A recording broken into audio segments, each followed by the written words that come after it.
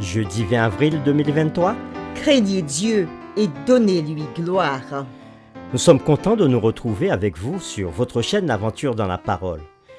Nous bénissons Dieu pour ce temps précieux qu'il nous donne dans l'échange et dans l'étude de cette parole qui fortifie nos vies. Que Dieu bénisse l'influence de sa parole dans nos vies en ce jour. Le texte à mémoriser que nous vous invitons à dire avec nous se trouve dans Apocalypse chapitre 14, le verset 12. C'est ici la persévérance des saints qui gardent les commandements de Dieu et la foi de Jésus. Nous vous invitons à le redire avec nous dans Apocalypse chapitre 14, le verset 12. C'est ici la persévérance des saints qui gardent les commandements de Dieu et la foi de Jésus. Dieu a-t-il tout fait pour sauver l'humanité? Dans le jugement, nos bonnes actions sont-elles importantes ou non? Notre reconnaissance de ce que Jésus a fait et continuera à faire, a-t-elle une importance dans notre engagement à le servir? Je donne gloire, gloire, gloire à l'agneau. Je donne gloire, gloire, gloire à l'agneau. Je veux te Les réflexions de cette semaine nous aideront à répondre à ces questions et aujourd'hui, nous le ferons avec la séquence Les vainqueurs d'Apocalypse. Apocalypse chapitre 14 verset 12, qui est notre texte à mémoriser cette semaine, nous dit ceci: c'est ici la persévérance des saints qui gardent les commandements de Dieu et la foi de Jésus. Ce texte est la description du peuple fidèle de Dieu dans les derniers jours. Pourtant, la seule façon pour quiconque de garder les commandements de Dieu à l'époque ou aujourd'hui, c'est par la foi de Jésus. Remarquez que notre texte ne nous dit pas la foi en Jésus, bien que cela soit extrêmement important. Mais cette expression, la foi de Jésus, est quelque chose de plus.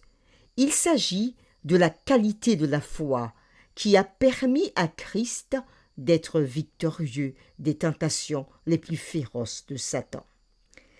La foi est un don à chaque croyant. Lorsque nous exerçons la foi que le Saint-Esprit met dans notre cœur, cette foi grandit. Nous vainquons, non par notre volonté, mais par la puissance de Christ vivant qui agit à travers nous.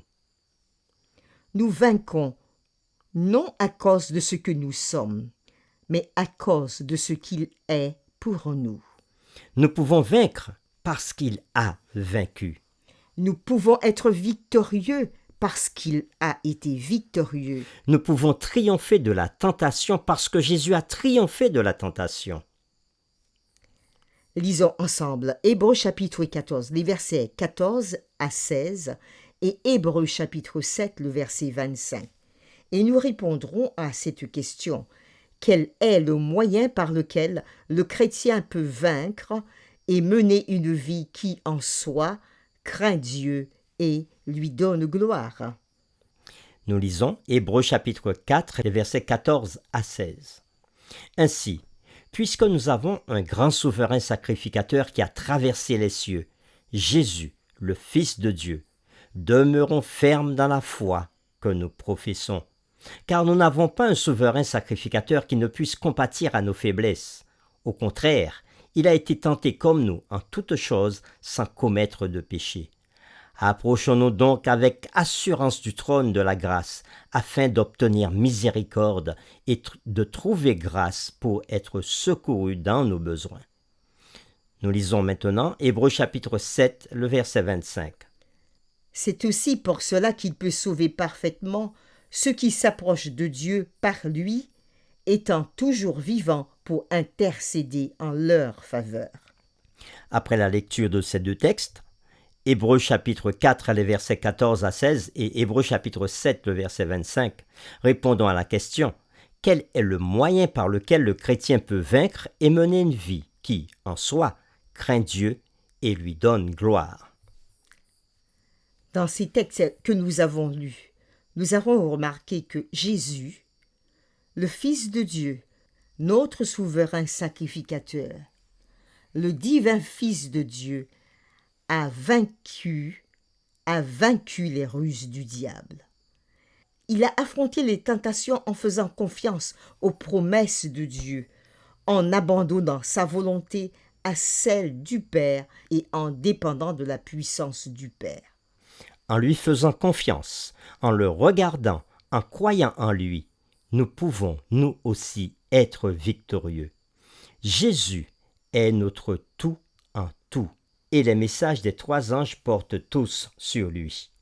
Le message d'Apocalypse est un message de victoire et non de défaite. Il parle d'un peuple qui, par la grâce de Dieu et par sa puissance, a vaincu. Le mot vaincre, sous une forme ou une autre, est utilisé 11 fois dans le livre d'Apocalypse. Dans la vision des 7 églises représentant l'église chrétienne du 1er siècle à nos jours, il y a des croyants dans chaque génération qui, selon Jean, ont vaincu. À la fin des temps, ceux qui vaincront hériteront ces choses. Il ne s'agit pas du légalisme. C'est la victoire par Jésus-Christ, dont la vie parfaite de justice parfaite, et elle seule, est ce qui leur donne la promesse de la vie éternelle. C'est la foi en action.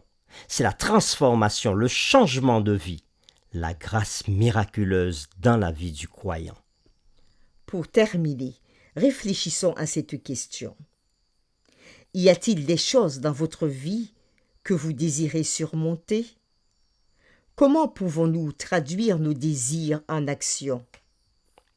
Quelles mesures pratiques pouvons-nous prendre pour faire partie des vainqueurs d'Apocalypse? Prions ensemble.